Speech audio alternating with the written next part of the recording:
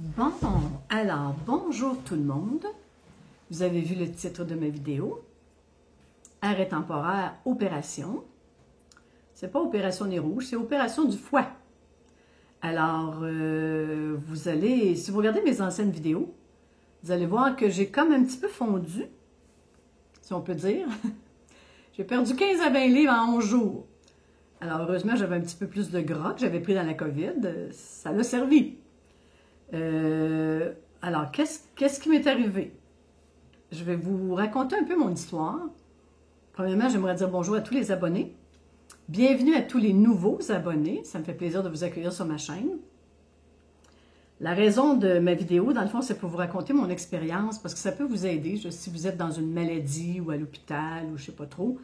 Peut-être que ça va résonner en vous. Prenez ce qui résonne. Si ça ne résonne pas, vous passez tout droit, il n'y a aucun problème. Si ça ne vous concerne pas, vous passez tout droit. Ce n'est pas une vidéo où j'apporte un message des guides, mais il y a quand même un côté spirituel parce que je vais vous exprimer mon côté humain, comment j'ai vécu ça, mais le côté spirituel qui était joint au côté humain, que j'ai vécu des choses assez particulières du côté spirituel durant la souffrance que j'ai vécue. J'appelle ça une tempête. Une tornade. Je me suis fait ramasser comme ça, puis tout. Je me suis trouvée assis chez nous. En québécois, c'est le cul assis à terre. Il n'y a pas d'autre expression que ça, c'est bang! Mon Dieu, je suis passée dans quoi? Qu'est-ce qui est arrivé? Je me suis fait happer, puis après ça, bang! Assis chez moi. Et là, c'était important que je vienne vous expliquer un peu pourquoi je suis absente sur le réseau actuellement. Je veux remercier deux personnes très chères pour moi, que j'aime, que j'adore, qui ont pris soin de moi. Mon fils et sa copine Jessica. Ça a été deux anges sur mon chemin. Vraiment, si je ne les avais pas eus, ça aurait été très différent. J'aurais sûrement passé à travers pareil, parce que mon âme elle a choisi cette expérience. Et elle avait les capacités de passer à travers. Mais quand même, quand on est supporté à côté, c'est très important. Puis vous allez voir... là, je parle du système de santé, pour ne pas dire le système de maladie, du Québec. Bien, c'est pas Jojo, et c'est pas... puis je ne parle contre personne. Le système est en train de s'effondrer, on le voit, les employés sont à bout, sont fatigués, il n'y a pas de patience, en tout cas, je vais vous en reparler. Alors, je remercie énormément mon fils et sa copine pour toute l'aide que j'ai reçue d'eux, ces deux amours, je les adore. Et on a vraiment fait un beau travail ensemble que je me rétablisse le plus vite possible. OK? Je remercie aussi toutes mes amies proches de la ville où j'étais avant, à Trois-Rivières, qui m'ont envoyé plein de belles énergies, plein de Trois-Rivières et de, faut pas que j'oublie, Saint-Élie de Caxton. Ils m'ont envoyé plein de belles énergies, plein de beaux mots, de beaux messages. Et plein de lumière, puis ça fait vraiment la différence, ça fait du bien, parce que quand on est dans la souffrance, puis qu'on reçoit des beaux mots d'amour, ça en enlève une petite partie, on va dire.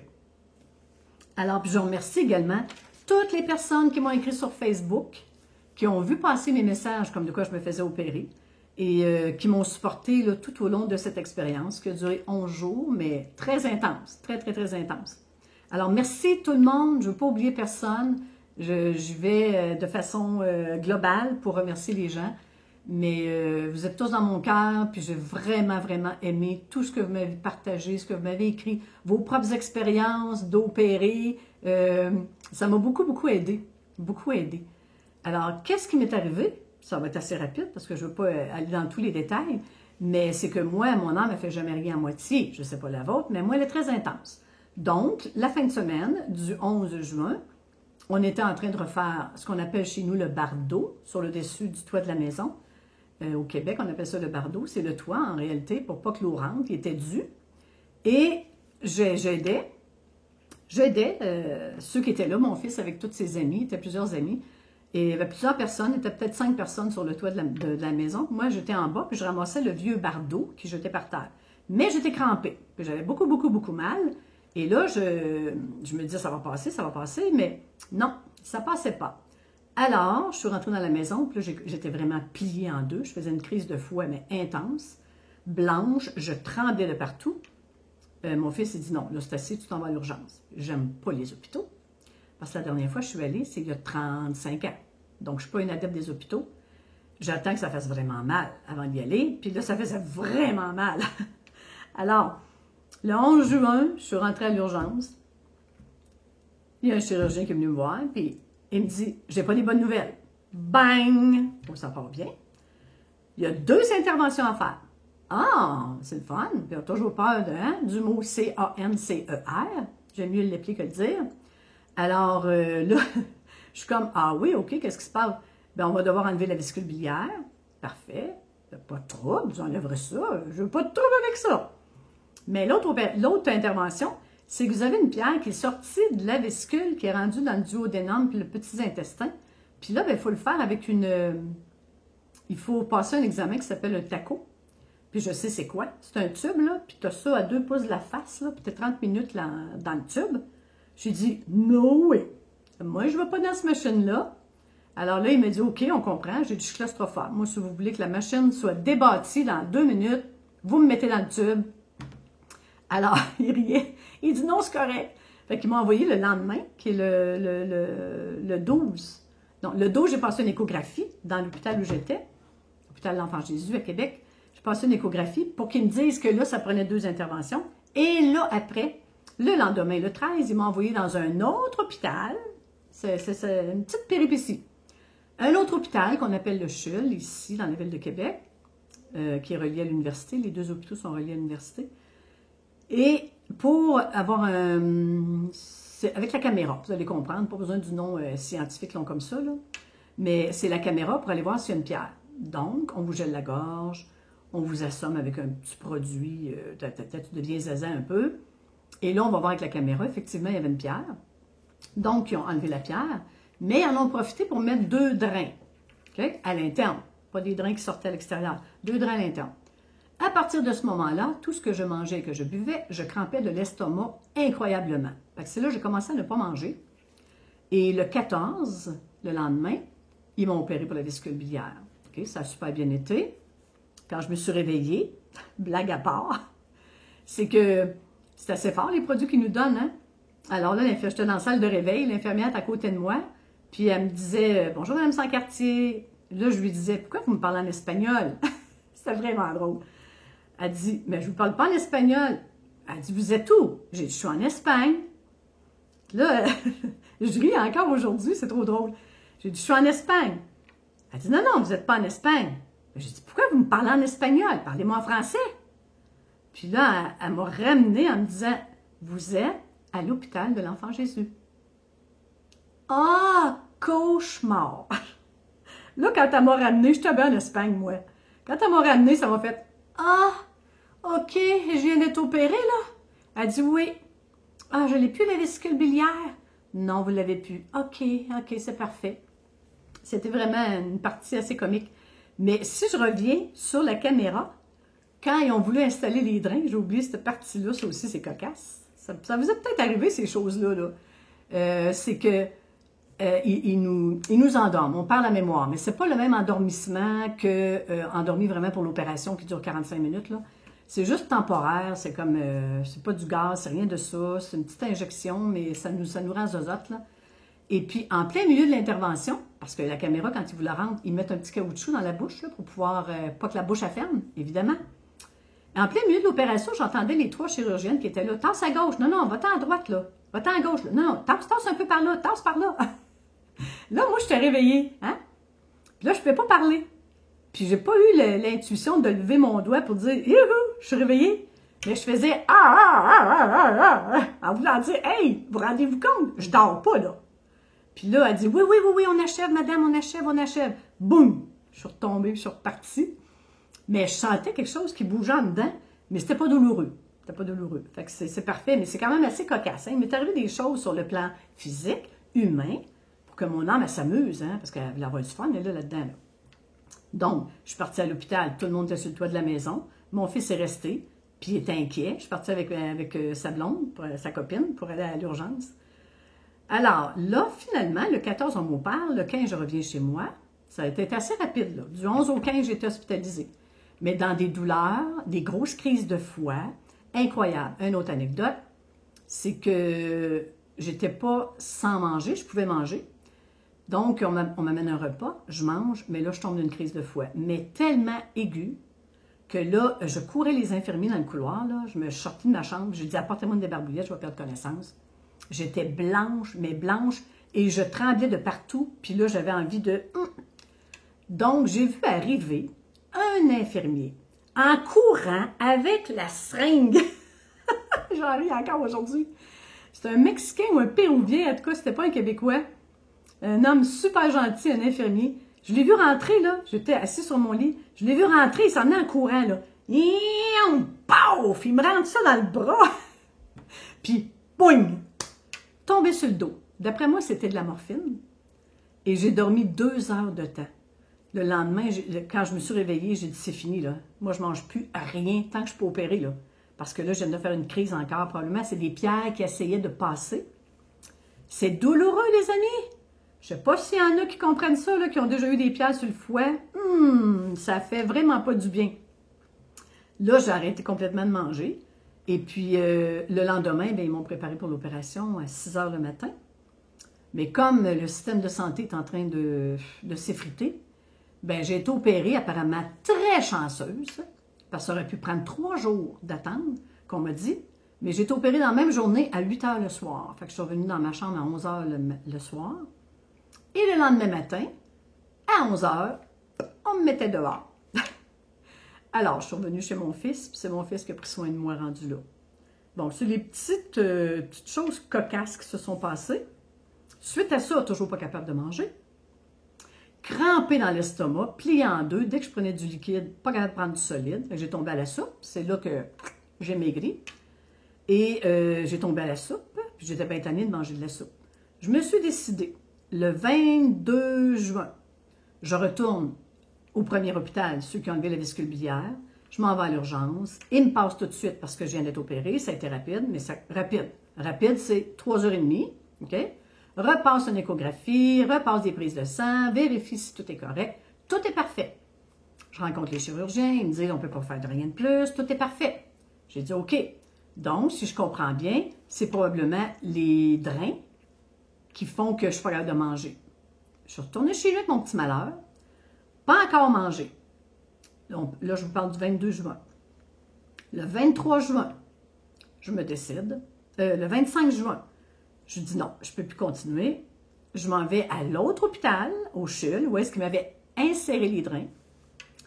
Encore à l'urgence. Ils m'ont passé en 3h30 encore, un temps encore. Test de sang, tatati, tatata, rencontre encore le chirurgien. J'ai dit, allez chercher les résultats à l'autre hôpital, parce que moi, vous ne me touchez plus.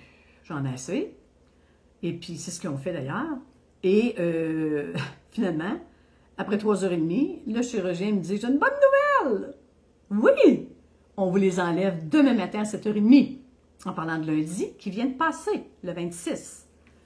Alors, je reviens chez nous, pas encore capable de manger. Le 26 au matin, je retourne à 7h30 à l'urgence, mais pas à l'urgence, mais en gastro-entérologie. Et là, c'est comme une vraie opération. On recommence la même affaire, tabarouette, que pour l'opération de la vésicule. Hein? On s'habille comme pour une salle d'opération. On est préparé avec le soluté. En tout cas, une opération. C'est juste pour retirer 2 drains. Mais ils sont prudents, ils font attention. Alors, rentre dans la salle d'opération. Puis là, je vois la belle au bois dormant là, qui veut m'endormir. Parce qu'à chaque fois qu'il vous rentre la caméra, je vais vous faire rire, mais c'est la belle au bois dormant. C'est comme ça que je l'appelais. Ah, t'es là pour m'endormir, toi. T'es la belle au bois dormant. Elle a une petite bouteille avec un grand bâton au bout là, pour rentrer ça dans la gorge. Là. Et puis là, elle donne 5 coups de sa pompe. Là. Ça goûte les bananes, c'est tellement bon. Et puis là, ça gèle la gorge. Puis là, elle recommence, hein, parce qu'une fois c'est passé, il faut être sûr. Fait qu'on en met une deuxième fois. Puis là, c'est correct. Mais là, je suis assise sur la table, puis j'arrête pas de leur dire, c'est bien mon dossier, hein. C'est bien mon dossier, là. Parce que vous ne m'enlevez pas d'autre chose. Vous ne m'en mettez pas un, là. Non, on a compris, Christiane. On t'en remet pas d'autre. Vous me l'enlevez, là. Parce que quand je suis arrivée au tout début de cette aventure, il y a beaucoup d'étudiants dans les hôpitaux, c'est normal, c'est des médecins aux études. Puis quand il est venu me voir, pauvre lui, il s'est trompé de dossier, puis là, il me parlait des bosses que j'avais. Vous avez des bosses, j'aimerais vous parler de vos bosses. Je dis, quoi? J'ai des bosses. J'ai dit, moi, je m'en viens pour la vésicule biliaire, là. Oh! Il dit, excusez-moi, je me suis trompée de dossier. Ça, c'est au début. Est-ce que je peux vous dire que j'ai vérifié tout le temps? Tout le long? Tout le long. tout le temps, tout le temps, tout le temps, jusqu'à la salle d'opération. Et puis, ça faisait longtemps que j'avais des problèmes de foie, puis moi, je pensais que c'était l'estomac. Alors, ça fait longtemps que je traite l'estomac pour rien, en réalité. Puis quand je suis arrivée à l'urgence le 11 juin, j'arrêtais pas de leur dire, c'est pas le foie, c'est l'estomac. Christiane, c'est pas l'estomac. C'est le foie. On a toutes les preuves. Vous êtes sûrs? J'ai fait ça tout le long. En tout cas, les chirurgiens, enfin, ils disaient, hey, c'est nous autres les spécialistes. C'est pas l'estomac, c'est le foie. OK, je vous ostine plus. C'est bon, c'est bon. Mais je voulais pas qu'ils m'opèrent pour rien. Tu sais, je voulais pas qu'ils se trompent. Avez-vous regardé l'estomac? Avez-vous regardé l'estomac? Oui, Madame Sancartier, on a regardé l'estomac. C'est le foie. OK, c'est bon. Tout ça pour vous dire que j'ai fait plusieurs urgences et tout ça. Quand c'était le temps de m'opérer vraiment pour la vésicule biliaire, là, ah non, je suis en train, excusez, je me promène d'une place à l'autre, là. J'étais en train de vous parler quand ils ont enlevé les drains, là, que j'étais assise, puis que je vérifiais mon dossier, puis que je voulais être sûre qu'ils enlevaient, puis qu'ils n'en mettaient pas un, là. Puis là, j'arrêtais pas de leur dire, je suis pas endormie, là. OK? Je dors pas, là. Je me trouve drôle aujourd'hui. Il y avait 4 techniciens qui étaient là. Non, on sait que vous n'êtes pas endormis, là. Vous êtes assis, vous nous parlez. Ouais, mais moi, la dernière fois, je t'ai réveillée en pleine intervention. Je veux pas vivre ça, là. Non, inquiétez-vous pas. Quand on va vous envoyer la petite shot, là, vous allez perdre la carte. OK, c'est bon. C'est ça que je veux, moi. Moi, ce que je veux, là, c'est tu me gèles, la belle au bois dormant, puis après ça, vous me rendez zozote, puis vous m'enlevez ça, puis goodbye, Charlie. Je retourne chez nous, puis je peux manger. C'est ce qui est arrivé. J'ai pu manger. C'est vraiment drôle.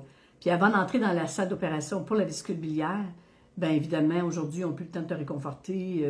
Tu es stressé, tu n'as jamais été opéré, tu es sénère, je fais venir le médecin. Le chirurgien s'approche, 2 chirurgiens, une femme et un homme. Puis là, il me pose plein de questions. J'ai dit, vous êtes sûr que c'est dans le bon dossier? Puis c'est la vésicule biliaire, puis je vérifie encore. Puis finalement, elle me dit, j'ai dit, c'est vraiment spécial, la jeune chirurgienne. J'ai dit, parce que vous m'enlevez des pierres au foie. Puis j'ai dit, moi, dans ma vie, là, rendue à l'âge que je suis, là, ben j'ai eu 6 hommes qui s'appelaient Pierre. Puis j'ai dit, savez-vous quoi, à soir, je pense que vous les enlevez toutes les 6. Vous allez partir avec les 6. la chirurgienne a dit, ben, ça se pourrait, hein? Ça pourrait faire du sens. Puis il ne faut pas être gêné pour dire qu'est-ce qu'on pense. Parce que moi, j'avais extrêmement peur. Je ne sais pas si vous êtes brave, mais moi, l'opération, là, j'avais peur. Je faisais un petit tour dans mes culottes, OK? Je vais être polie, là, pour ne pas dire d'autre chose. Puis, quand j'ai pris le chirurgien, j'ai dit, écoutez-moi, là, avant de commencer quoi que ce soit, je fais un tour dans mes culottes, là, j'ai peur, je suis une poule mouillée, puis je l'assume. Il dit, ben non, madame, il dit, on fait ça à peu près 10 fois par jour, enlever une vésicule biliaire, on est tellement habitués, il n'y a pas de problème. Cassez-vous pas la tête, c'est de la petite routine pour nous autres, ça, la vésicule biliaire. J'ai dit, OK. Ce que je trouve bizarre, c'est que tu rentres dans la salle, puis il faut que tu t'installes toi-même. Tu sais, c'est assez spécial. En tout cas, le système est rendu comme ça. On fait beaucoup d'affaires par nous-mêmes, puis je comprends les employés qui n'ont pas vraiment le temps de venir nous rassurer, de nous guider à travers cette expérience difficile. OK? Mais le jour d'opération, je peux vous dire qu'il y avait un infirmier qui était là, puis je pense que je l'appelais aux heures. Je vais-tu être opérée aujourd'hui, là? Bien, heureusement, je pense que si je les ai talonnés, j'ai passé. Ils ont dû dire la fatigante, là. Passez-les, on n'est plus capable. Et l'infirmier revenait, il disait, ben oui, vous êtes toujours salé, je viens d'appeler la salle d'opération, puis vous êtes toujours salé. J'ai dit, t'as-tu la liste, toi? Il dit, non, j'ai pas le droit, c'est juste les médecins. Ben oui, mais comment qu'on fait pour savoir que je suis là-dessus? Il dit, je viens d'appeler. Puis ils vont vous opérer. Vous êtes encore sur la liste. Ah, il était rendu 7 heures le soir, 8 heures le soir. J'ai dit, t'es-tu sûr que je vais être opéré à soir? Puis je leur mettais un petit peu de pression. Finalement, en tout cas, tout s'est bien passé. Ça, c'est mon histoire du côté humain. OK? Ce que j'ai constaté aussi beaucoup, j'ai vécu beaucoup de tristesse. Je ne sais pas pour ceux qui vont à l'hôpital. J'ai vu de la maltraitance. OK? Je ne donne pas de nom, rien de ça. Mais j'ai vu des employés à bout, là. Mais à bout, là. OK? Qui sont plus capables. Des personnes âgées se faire brasser.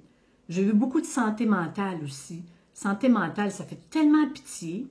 J'ai vu un homme qui se fait carrément sortir de l'urgence, mais on m'a dit que lui, il venait là tous les jours.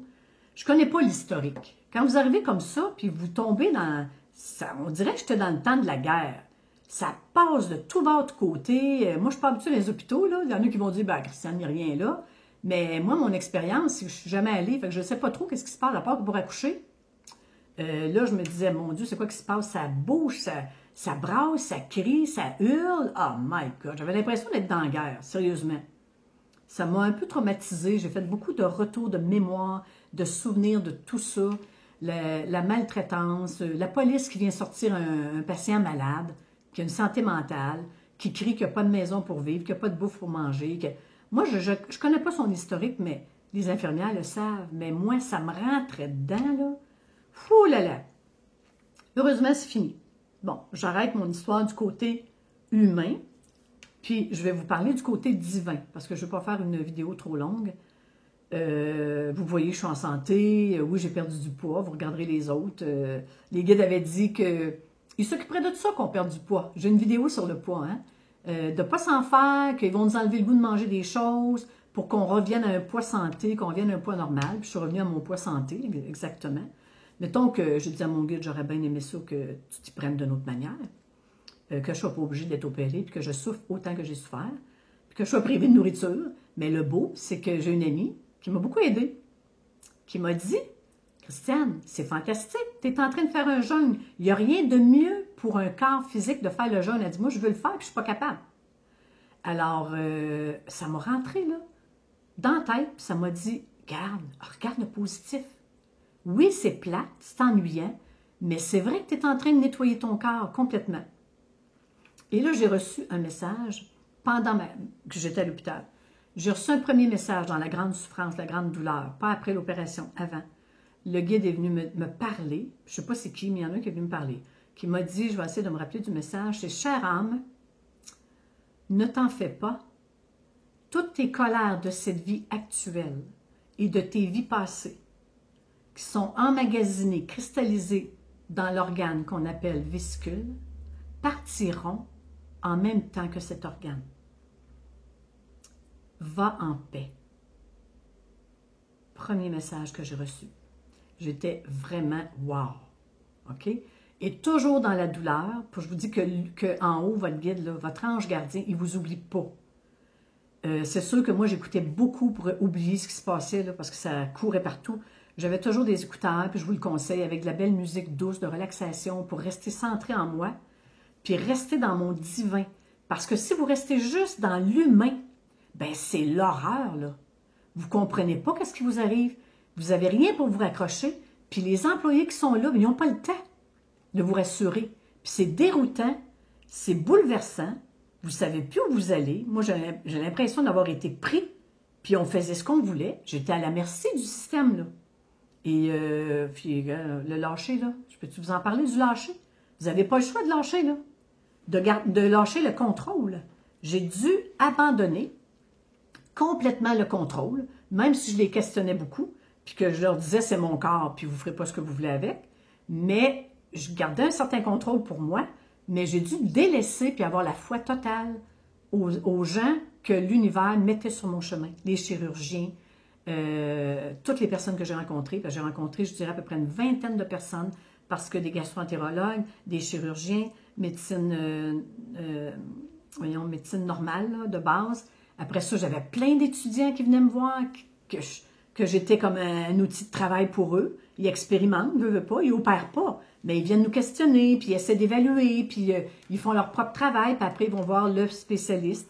En tout cas, à travers tout ça, c'est vraiment la spiritualité qui m'a aidée. J'ai beaucoup prié, j'ai beaucoup demandé d'aide à mon guide, continuellement. J'écoutais la musique des anges, ça me calmait. Je demandais des calmants parce que j'avais vraiment mal, et puis on me les apportait. Puis là, je tombais comme dans un demi-sommeil, puis j'étais avec mon guide tout le temps, mon âme, je lui disais, écoute, on traverse de quoi de difficile, moi le corps physique et toi. J'ai besoin de ton aide, j'ai besoin que tu me supportes, j'ai besoin que tu me donnes toute l'énergie pour que je passe à travers l'expérience que tu es en train de vivre, là. Parce que moi, le corps physique, j'en arrache, OK? Puis vraiment, là, je la trouve pas drôle, là. Vraiment pas drôle. Et puis, je sais pas où je m'en vais. Puis, je veux pas qu'ils me trouvent des maladies graves. Puis, j'étais beaucoup dans l'inquiétude aussi, parce que quand ils passent des tests, des fois, ils arrivent avec d'autres résultats qu'on ne s'attend pas. J'ai dû combattre mes peurs, tout remettre dans la foi, à mon âme, tout le temps, tout le temps, tout le temps, tout le temps. pendant, pendant le gros mal, puis que j'étais vraiment, je me connectais à mon ange gardien, j'ai senti, là, oh, ça m'a fait tellement du bien. J'ai senti quelqu'un qui me flattait la joue, dans l'invisible, là. Puis 2 minutes après, de l'autre côté, à gauche, puis après ça, à droite, j'avais mes mains sur le lit. Puis c'est comme, il y a une main qui s'est déposée sur la mienne, énergétique. Et puis je l'ai senti, là. Puis là, j'ai senti un réconfort. Quelqu'un qui venait me dire, fais-toi-en pas, ça va bien aller. J'ai senti le réconfort à travers ma main. Et j'étais toujours en contact avec mon guide. Tout le temps. Mon âme et mon guide, tout le temps. Juste avant de rentrer à la salle d'opération. J'avais les yeux fermés, puis je me connectais, parce que j'avais tellement peur. J'avais tellement peur de l'opération. Ah, je voyais ça comme quelque chose d'énorme, de gros. Quand je suis partie de chez nous, j'avais l'Himalaya là, en avant de moi. Là. Et puis je l'ai gravi, je l'ai monté, puis je l'ai redescendu. Mais tabarouette, quand on rentre à l'hôpital, c'est un Himalaya en avant de nous, hein, pour une opération. Et je sympathise avec ceux qui sont dans des incertitudes, parce que moi, je savais que c'est la vésicule. Mais ceux qui rentrent, qui ne savent pas, il y en avait, là. Ah là là là là là là là. OK, merci, j'en avais assez de la mienne. Je sympathise avec les autres. Mais j'ai vu, il y en a qui vont dire à leur rêver, mais j'avais aucun médicament, j'avais aucun calmant, j'étais à froid, et j'ai fermé mes yeux, puis je priais. Et là, j'ai vu, en image interne, j'ai vu Yeshua, Jésus, qui marchait avec sa croix sur son épaule, puis il y avait la couronne d'épines sur sa tête. Je le voyais avancer. Il s'est tourné, il m'a regardé dans la civière. Il n'a pas dit un mot. Il m'a regardé, puis avec son regard, il m'a fait sentir que lui et moi, on se comprenait. OK, je ne suis pas crucifiée, je n'ai pas une couronne sur la tête, mais il m'a fait sentir que la souffrance que j'ai vécue, c'est pas la même que lui, mais on avait un lien tous les deux ensemble. C'est ce qui m'a fait sentir. Puis après, il est parti. Donc, j'invite toutes les personnes qui ont des problèmes de santé. Je sympathise tellement avec vous. Et puis, c'est pas un problème grave pour moi. Regardez, lundi, on m'a enlevé les drains cette semaine, là, le 26. Puis, je vais bien. Je vais très bien déjà. Je remonte la pente très vite parce que je peux manger enfin. Mais je ne sais pas comment que les gens font pour traverser ça sans se connecter, sans faire affaire avec le divin, avec votre partie divine, avec votre âme, avec votre ange gardien, avec qui vous croyez. Moi, c'était ça. Mais il y en a, ça va être Uriel, l'archange Michael, la flamme violette, le rayon vert, n'importe quoi, mais pour vous sortir du doute, de la peur, de la souffrance physique, c'est magique. C'est magique. Moi, ça m'a aidé énormément. Et quand je suis retournée là, à l'urgence dimanche, pour le 25 juin, pour faire vérifier si c'était vraiment les drains qui ne fonctionnaient pas, j'étais encore à l'hôpital, puis je demandais encore de l'aide. Puis là, j'étais assise à la salle d'urgence, puis il n'arrêtait pas de me rappeler. On a oublié ci, on a oublié ça, ça prend un test de sang, ça prend la pression, ça prend la température. Bon, on veut vous mettre un soluté. Non, vous ne mettez pas de soluté. J'ai dit non, oui, je refuse. Vous avez le droit aussi de refuser, là. J'ai refusé. La jeune infirmière a dit, parfait, si le médecin veut la mettre, on parlera, lui, puis moi, puis le médecin. Moi, des solutés, j'en ai assez, là. J'ai les bras tout bleus, ça va faire. Fait que je reviens pas. Pauvres eux autres, des fois dans les hôpitaux, c'est pas facile pour eux de travailler là. Je les admire, OK? Je les admire. Quand je suis retournée là, je demandais à mon guide, OK, est-ce que là, ça va finir, là? Ça achève-tu, là, j'entendais, oui, c'est la dernière étape. C'est la dernière étape. Est-ce qu'ils vont m'enlever mes drains? Oui, dans la semaine qui vient. J'avais des réponses. Ah, mon Dieu Seigneur, j'étais assise à l'urgence, puis j'étais là, ah, merci, merci. Si vous ne l'envoyez pas en réponse, parce que vous n'êtes pas encore apte à entendre la réponse, mais vous allez l'avoir en ressenti, mais vous allez avoir une réponse, c'est sûr. Je vous le garantis, toute l'aide que j'ai demandée, à peu importe qui que vous appelez, en qui vous avez la foi et vous avez confiance, peu importe qui, ça peut être Marie, Yeshua, peu importe, Gaïa, n'importe qui, vous allez recevoir de l'aide. Puis je n'ai pas de témoin, mais je sais qu'il y a beaucoup de gens qui vont m'écouter et qui vont dire « Elle a raison ». Que si on demande, on reçoit de l'aide, OK? Alors, vous n'hésitez pas. Quand vous êtes dans la peur, moi je disais « Hey, t'es-tu là, là? T'es-tu là? J'ai peur! Oh, j'ai mal! Fais quelque chose! Fais quelque chose! C'est trop dur la souffrance! Fais quelque chose! » Il y a toujours de quoi qui arrive. Tout le temps, tout le temps, tout le temps pour m'aider. OK? Je veux vous donner de l'espoir, mais pas vous laisser seul avec toutes vos peurs, toutes vos craintes. Juste le côté humain. Attachez à ça votre côté divin pour traverser la période difficile. C'est mon expérience. Je suis revenue chez moi. Je voulais vous la partager. Ça fait déjà 30 minutes. Je voulais vous la partager parce que j'espère, j'ose espérer que ça va aider des gens qui sont présentement dans la maladie, que ça va aider les gens qui ne sont pas dans la maladie, mais que vous avez des gens qui sont malades. Leur dire, prends ton côté divin. Si c'est un chapelet qui a besoin, mais c'est ça un chapelet. Je veux dire, leur faire prendre conscience qu'ils ont un ange gardien. Tout le monde y croit ça, à l'ange gardien, peu importe la génération. Maman, papa, demande à ton ange gardien de t'aider. Ensuite, l'autre point que je voudrais apporter, qui est très important, c'est que quand on est malade comme ça prend quelqu'un à côté de vous, à l'hôpital.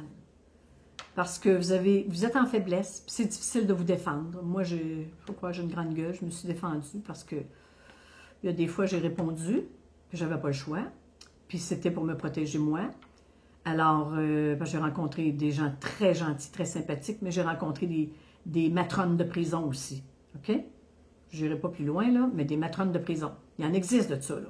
Quand tu es malade, tu viens de t'opérer, « Hey, levez-vous, là! Ah ouais, on s'en va aux toilettes, là! » OK? Bon. Je passe par-dessus les détails.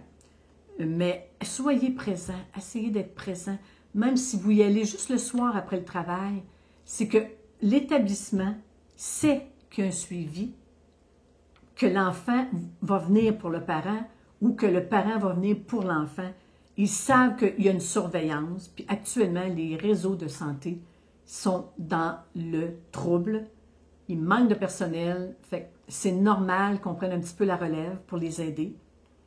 Et c'est normal qu'on soit là pour surveiller, pour ne pas se faire brasser en tant que malade. Parce qu'il y en a qui brassent les malades. OK? Je ne donne pas de nom, je ne donne rien, mais c'est notre réalité actuelle. La réalité, c'est ça. Alors, libre à vous de prendre ce qui résonne en vous dans le message que je viens de vous transmettre. J'ai mis un peu d'humour là-dedans, parce que je suis une fille qui a de l'humour normalement, puis là, c'est revenu. Fait que comme on dit, je pète le feu. Et le positif là-dedans, c'est que je me suis connectée beaucoup, j'ai eu des beaux messages, puis j'ai perdu quand même 15 livres. Là. On va tout être belle pour cet été. Alors, je ne rajoute rien de plus. Je vous remercie de votre écoute. Oh non, j'oubliais de quoi? C'est que vous comprenez que là, j'ai comme 2 semaines de convalescence, dont 11 jours. La dernière opération était lundi. Donc, j'ai dû déplacer des gens. Et je m'excuse énormément. Je les ai placés au mois d'août parce que je n'avais pas personne de cédulé au mois d'août encore. Alors, vous comprenez pourquoi que je ne cédule pas plus que 2 mois devant moi. Je pense que mon âme, elle le savait déjà. J'avais cédulé juin, juillet. Je devais savoir inconsciemment que je serais absente, que je partirais. Mon âme, elle devait le savoir. Donc, je voulais céduler au mois d'août, mais ça me disait toujours non. Alors, la raison, je l'ai su, c'est que les deux semaines que j'ai déplacées, je les ai mis tout de suite au mois d'août. Donc, ça risque de décaler un petit peu. Malheureusement encore, je le sais qu'il y en a qui attendent. Ça fait 6 mois, je sais que vous êtes en attente de 6 mois. Je suis rendue au mois de février-mars pour les rencontres. Je ne veux pas vous décourager parce que tout est parfait. Si vous avez un rendez-vous au mois de janvier, février ou mars, c'est qu'il y a un processus que vous devez faire avant la rencontre. Vos guides, ils le savent. OK? C'est pas pour rien que vous êtes cédulé plus tard parce qu'il y a de quoi arriver avant. C'est presque toujours le cas. Donc, soyez confiants, puis dites-vous que tout est parfait, que votre rendez-vous est cédulé à la bonne place, votre guide ne vous a pas oublié. Il va venir vous voir quand ça va être le temps. Donc, je vous laisse sur ça. Je vous remercie de votre écoute. Je vous remercie de tous vos bons mots, là, tous ceux qui m'ont écrit encore. 1000 merci. Ça m'a aidé dans ma traversée du désert. Et je suis prête à recommencer, je suis en santé, je dirais peut-être mieux qu'avant même, parce que j'avais beaucoup de problèmes de digestion, puis je mettais ça sur l'estomac. Puis finalement, je faisais beaucoup de crises de foie, sans le savoir. Donc là, maintenant, là, je vais pouvoir enfin manger sans cramper, puis manger sans avoir de crise de foie. Donc, c'est très, très positif finalement. Je vous remercie et je vais revenir avec une vidéo, mais ça va être des messages, des guides, parce que j'en ai plusieurs à vous transmettre. Donc, avant longtemps, je vais revenir pour vous transmettre, mais ça ne sera pas pour vous parler de mon expérience, mais vraiment pour vous apporter des beaux messages, des guides présentement. Alors, merci et bonne continuité. Bonne chance à ceux qui sont hospitalisés, ceux qui sont malades. Je pense beaucoup à vous. Je vous envoie tout mon amour, toute mon énergie, toute la lumière nécessaire. Et le ciel s'occupe du reste pour vous. Merci. Merci beaucoup.